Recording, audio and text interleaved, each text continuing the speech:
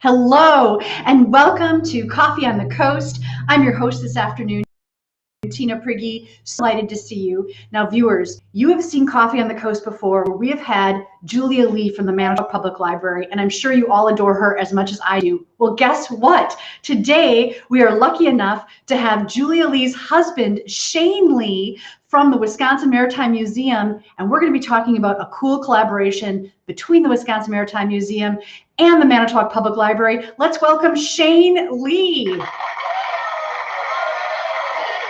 Thank you so much, Tina. It's a great intro, and thank you to all the audience members who showed up to watch us live from the can. Well, it is so awesome to see you. Thank you for joining us on Coffee on the Coast. It is your first time on the Coffee on the Coast, so we're really glad to have you. And we are going to be talking about World War II Victory Gardens.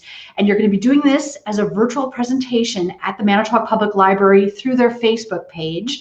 Tell us more about this cool program. Absolutely. So it's going to be happening on the 22nd. A day near and dear to my heart because it's my half birthday. Like, if you want to send presents, you just go right ahead. I'm not going to stop you. But enough about me. We'll get to the program. Yeah, Victory Gardens. Like, I'm a huge fan of food, period. And homegrown food is awesome. And it's kind of become more pertinent now than it has been in recent years. So Victory Gardens, there were actually some in World War I, and then it popped up again in World War II. Now, the reason that at the Wisconsin Maritime Museum, I'm talking about gardens, you wouldn't always, equate Maritime Museum with gardening. But we talk a lot about what happened in Manitowoc during World War II. Of course, the Manitowoc Shipbuilding Company built 28 submarines, which is one of the accomplishments that we really celebrate at the Wisconsin Maritime Museum, of course, with USS Cobia, Gato-class submarine, a lot like the 28 subs that were built in Manitowoc. But the effort at the shipyards, that's only one of the sacrifices people were making at home, like citizens of the United States making these great sacrifices in order to win a war that, was truly terrible and involved almost the entire world. So when you've got that many people involved, really everybody has to do their part. There was product conservation, heavy investment. There are just billions of dollars people spent in war bonds to support the war effort. And then also conservatism, talking about the use it up, wear it out, make it do, or do without was one of the popular slogans at the time. And a huge sacrifice was being made with the food industry as well. Talking about like lakeside foods in Manitowoc, so very specific, very local, 60% of their food went overseas. So that is leaving a lot less food here at home. So we need to find out a way to make up that gap. And people are encouraged by the U.S. government to grow their victory gardens. They launched this Food Will Win the War campaign, lots of propaganda posters, and it was highly effective. People really answered the call. There were 20 million victory gardens in 1943, and that provided vegetables. Like 1/3 of vegetable Americans in 1943 came straight from victory gardens. And I think that's awesome. Like, if we could get a return to that, that would be like so cool. I would be eating wonderful local food all the time. I already eat a lot of it, let's be real. But it'd just be fantastic to have a return to that.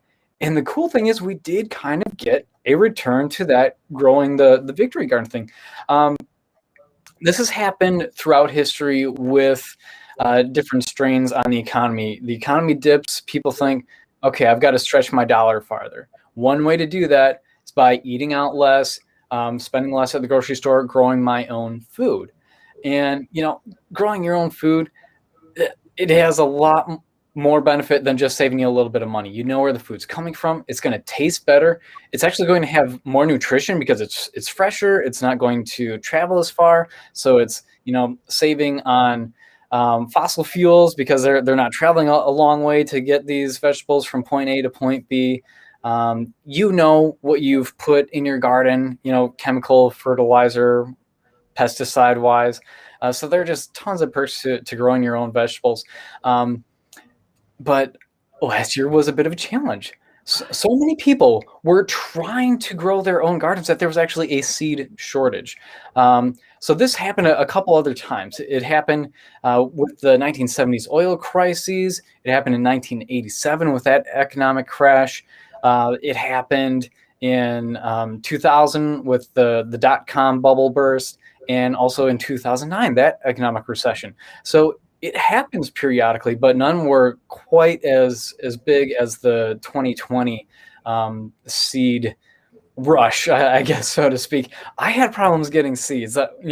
Julia and I were really frustrated. We're like, where did all of our seeds go? We're going through these catalogs and, sold out. And it's just like, wow. So we got to try some new vegetables that were available, which was kind of nice. And there were a lot of first-time gardeners. And, that happened in World War II as well. So the government really wanted people to succeed. And because a lot of people were going into this with not very much experience, they, sent out books and little publications, pamphlets. One of them that I use in the presentation is the ABCs of, growing a Victory Garden. And it actually has some really good points, talking about how to plot out your garden and spacing and when to plant, what to plant, where to plant it, telling you not to overdo it, like don't plant more garden than you can handle. And those are extremely wise words. Gardening, while it's going to feed you and might seem a bit like a chore, it should still be fun. This should still be a hobby. Like most of us have the luxury of it not being what we have to do to eat. This should still be fun. So I fully encourage you, get out there in the garden, plant the seeds, eat the food, but let it still be fun. Don't go crazy. Well, I'm just going to pull up this graphic really quick because it's cool what you're talking about. And you talked about, the seed shortage. Anyone that wants to participate in this event, it's going to be Thursday, April 22nd at 6 p.m. It's a virtual event on the Manitowoc Public Library Facebook page, but check this out. You can reserve a seed kit. All you have to do is go to manitowoclibrary.org/fab, F-A-B, and you can reserve your own seed kit, and it's got seeds for cucumbers, lettuce, beans, beets, or radishes as part of this Victory Gardens during World War II event. So that's pretty cool, I think.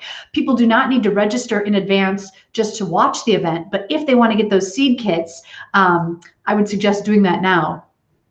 Yeah, especially with the beets. I got my beets out already. They are in the ground, happened as of 2 days ago. So, that's so cool. Yeah, I got to start on the cold weather crops. We got the carrots, beets, and lettuce in the garden already. So yeah, lettuce is on that list too. So get your seed packets. Get growing. It's not too soon to put the lettuce in the ground. That is awesome. So it depends on the type. I will be.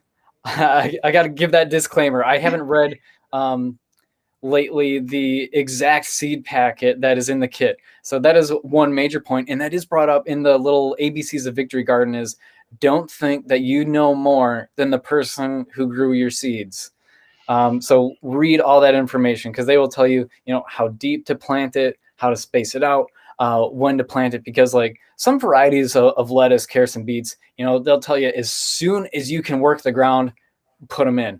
Others will tell you, make sure you wait until there's no danger of a frost coming back at all, which in Manitowoc, that could be late in May. So you just have to look on the seed packet and follow those instructions. Such good advice. And like you said, too, with spacing is important. Lettuce needs to kind of, bloom out and needs a little space. And if they're on top of each other, they won't be able to do what they need to do. Yeah, I'm a little bit guilty last year. I just kind of was like, nah, that's good enough. We'll just sprinkle them out there. They'll figure it out. It'll be fine. And they were just, kind of stacked up and really, really competing. So spacing is more important than I gave the seeds credit for. It really is an art form, right? And so there is guidance, and like you talked about the ABCs. What's interesting too is you mentioned that, you know, in this day and age we kind of have the luxury of whether or not to have a Victory Garden, but you also mentioned that back, you know, during World War II, it wasn't a luxury; it was a necessity. The government was rationing. I think you said there's only, you know, 1,000 calories allotted in those ration allotments, and so if people didn't want to starve, they really had to have a garden. Right, absolutely. So the Office of Price Administration, they rationed a lot of goods, and they would assign point values to different food products. And you know, you only got 48 blue points and 64 red points every month. You got 28 ounces of meat every week. You got 4 ounces of cheese every week. So it's like 4 ounces of meat every day, half an ounce of cheese. Um, that's that's a sad amount of cheeseburgers. Yes, here in Wisconsin, that is the saddest amount of cheese allotted. Yeah, I probably eat at least an ounce of cheese every day. I basically consider a day without cheese to be a total waste of a day. Um, but so during World War II, with these rationings going on, I did the math. I took the different point values. You know, there were some things that didn't have a restriction on it, so people could have as much dried fruit as they want. You know, if you like baked your own bread, as long as you had enough flour and whatever other ingredients you're using for your bread to make it work, then you kind of get unlimited bread there. So just kind of stretching that out with, you know, the unlimited dried fruit and unlimited bread. I used the rationing, and I could only get to 1,000 calories a day.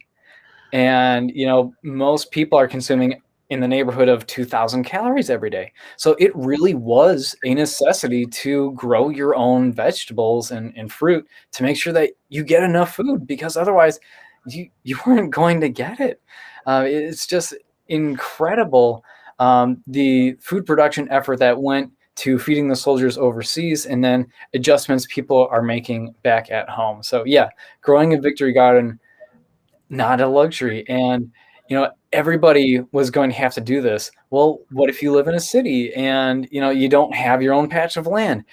People were using church yards, you know, gardens, community gardens, you know, anywhere that land could be used, you know, the window boxes, all kinds of places that you would not necessarily expect to see gardens.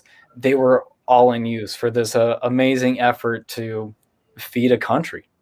What an interesting and important part of our history, and a part that we often doesn't get a lot of attention, right? We talk about the important work and the sacrifices that, you know, our soldiers did, and that the, you know, the folks that were building the submarines, for example, did. But this was a really important thing that the people at home had to do for the survival of literally everyone. What was the phrase you said, that food wins the war?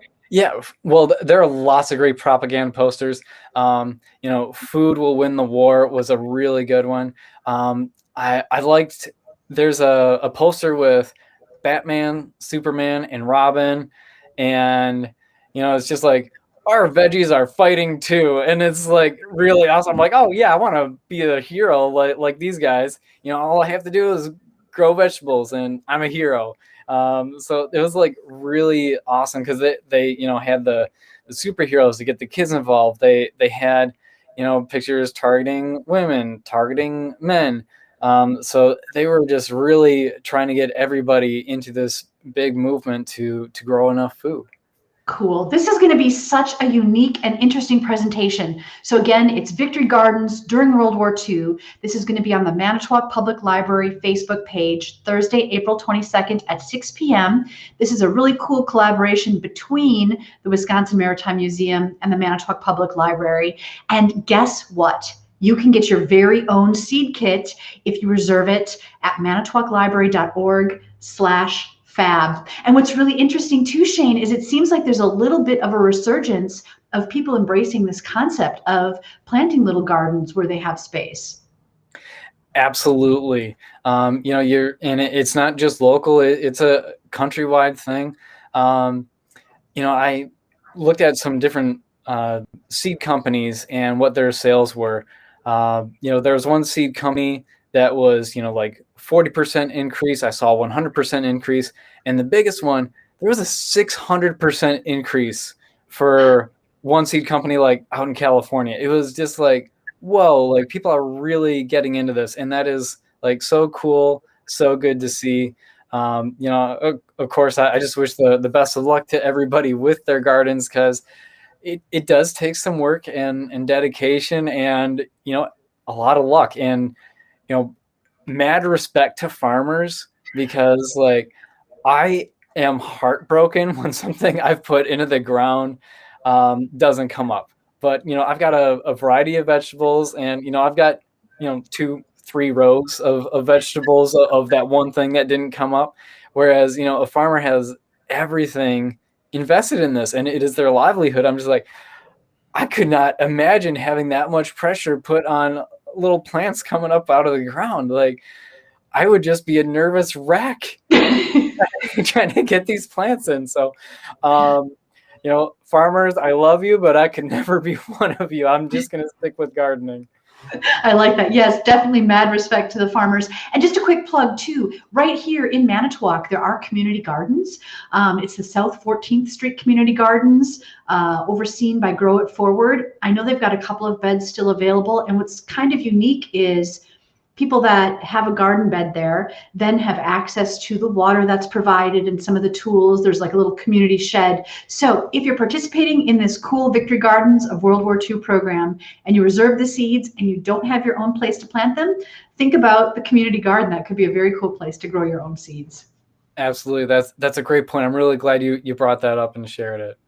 Yeah, awesome. Shane, thanks so much for taking the time to tell us about this cool event. One last time, folks, Victory Gardens during World War II, Thursday, April 22nd at 6 p.m. Manitowoc Public Library's Facebook page, presented by the Wisconsin Maritime Museum. It sounds awesome. I reserved my seeds today. We'll look forward to seeing you then. All right. Thank you so much, Tina. Thanks, Shane. Take care.